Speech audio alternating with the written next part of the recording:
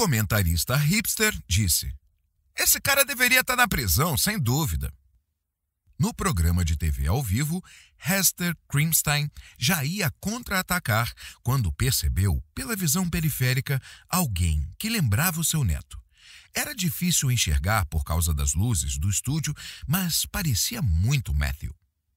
"São palavras muito fortes", rebateu o apresentador do programa, um sujeito todo engomadinho que tinha sido bonito um dia e cuja principal técnica de debate era congelar uma expressão perplexa no rosto, como se os convidados fossem idiotas, mesmo quando o que diziam fazia todo o sentido. "Algum comentário, Hester?" A presença de Matthew, só podia ser ele, a havia desconcentrado. "Hester? Não é um bom momento para deixar a mente divagar", pensou ela. "Foco." "Você é nojento", disse. "Como é?" "Você me ouviu." Ela dirigiu seu famoso olhar intimidador para o comentarista hipster. "Nojento." Por que Matthew está aqui? O neto nunca tinha ido ao seu trabalho sem avisar, nem ao seu escritório de advocacia, nem ao tribunal, nem ao estúdio. "Poderia ser mais específica?" perguntou o apresentador engomadinho. "Claro", respondeu Hester, o olhar feroz, cravado no comentarista hipster. "Você odeia os Estados Unidos." "O quê?" "Falando sério", continuou Hester, levantando as mãos. "Por que deveríamos ter um sistema jurídico, afinal? Quem precisa disso? Nada de julgamentos, nem de júri, nem de juiz. Vamos simplesmente deixar a turma do Twitter decidir." O comentarista hipster se empertigou um pouco mais. "Não foi isso que eu disse." "Foi exatamente isso que você disse." "Existem provas, Hester. Um vídeo muito explícito." Um vídeo!" Ela sacudiu os dedos como se estivessem falando de um fantasma. "Então, de novo, não precisamos de um juiz nem de um júri. Teremos apenas você como líder benevolente da turma do..." "Eu não sou..." "Quieto, estou falando."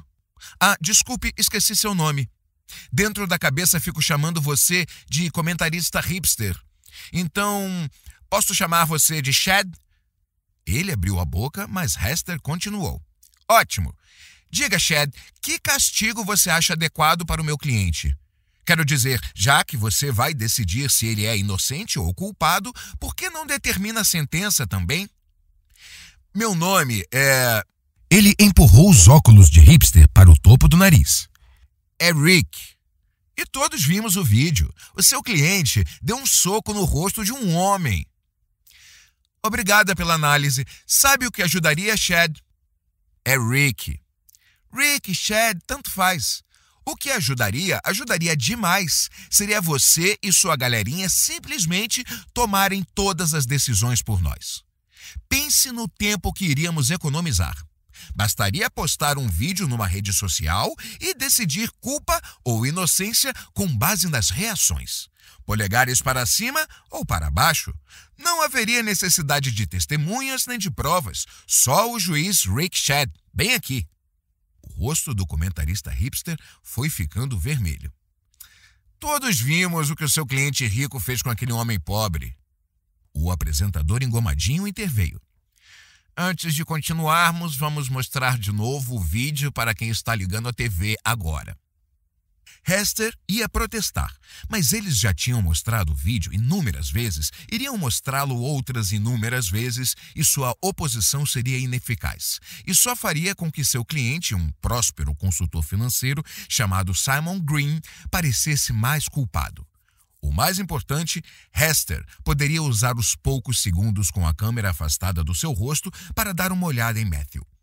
O vídeo que viralizou, com 4 milhões de visualizações que aumentavam, tinha sido gravado com um iPhone por um turista no Central Park. Na tela, o cliente de Hester, Simon Green, usando um terno de corte perfeito e uma gravata Hermès com um nó Windsor perfeito, fechava o punho e acertava o rosto de um rapaz maltrapilho e desgrenhado que, Hester sabia, era um viciado em drogas chamado Aaron Corval. O sangue jorrava do nariz de Corval. A imagem parecia saída de um livro de Dickens. O senhor rico, privilegiado, dá um soco totalmente gratuito no pobre morador de rua. Hester esticou rapidamente o pescoço na direção de Matthew e tentou encontrar seu olhar através do brilho dos refletores do estúdio. Ela era convidada frequentemente para comentar questões jurídicas nos noticiários de TV a cabo e, 2 noites por semana, a famosa advogada Hester Crimstein tinha o próprio segmento nessa mesma rede chamado Crimstein contra o Crime. Um título cheio de aliterações que alguém achou que ficaria interessante na grade de programação. Seu neto estava na sombra. Hester podia ver Matthew torcendo as mãos como o pai dele costumava fazer e sentiu uma pontada tão funda no peito que por um momento não conseguiu respirar. Considerou por um instante atravessar o estúdio e perguntar ao garoto por que estava ali, mas o vídeo do soco já havia terminado e Rick Chad Hipster espumava. Viu? O cuspe voou de sua boca e encontrou um lar na barba. É claro como dia, seu cliente rico atacou um sem-teto sem motivo. Você não sabe o que aconteceu antes da gravação. Não faz diferença. Claro que faz. E é por isso que temos um sistema de justiça, para que justiceiros como você não invoquem irresponsavelmente a violência da multidão contra um homem inocente. Calma aí, ninguém disse nada sobre violência da multidão. Claro que disse. Assuma. Você quer que meu cliente, pai de 3 filhos, sem antecedentes criminais, vá para a prisão agora mesmo? Sem julgamento, sem nada? Qual é, Rick Chad? Ponha para fora o seu fascista interior. Hester bateu na mesa, dando um susto no apresentador engomadinho e começou a entoar. Cadeia nele! Cadeia nele! Pare com isso. Cadeia nele! Aquilo estava irritando o comentarista hipster, seu rosto ficando vermelho. Não foi isso que eu quis dizer. Você está exagerando, intencionalmente. Cadeia nele! Pode parar, ninguém está dizendo isso. Hester tinha certo dom para a imitação. Costumava usá-lo no tribunal para desmoralizar sutilmente algum promotor. Fazendo sua melhor imitação de Rick Chad, repetiu as palavras dele. Esse cara deveria estar na prisão, sem dúvida. Isso será decidido por um tribunal, declarou Rick Chad Hipster. Mas se um homem age assim, se dá socos na cara das pessoas em plena luz do dia, talvez mereça ser condenado e perder o emprego. Por quê? Porque você e sua galerinha do Twitter dizem isso. Você não conhece a situação, nem sabe se a gravação é verdadeira. O apresentador engomadinho ergueu as sobrancelhas. A senhora está dizendo que o vídeo é falso? Pode ser.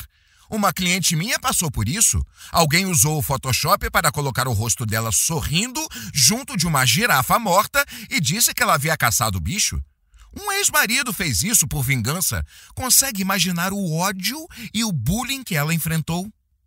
A história não era verdadeira. Hester tinha inventado, mas poderia ser. E às vezes, isso bastava. Onde seu cliente Simon Green está agora? Perguntou Rick Chad Hipster. O que isso tem a ver? Ele está em casa, não é? Se livrou pagando fiança? Ele é inocente, é um homem decente, preocupado com a família. E rico. Agora você quer eliminar nosso sistema financeiro. Um homem rico e branco.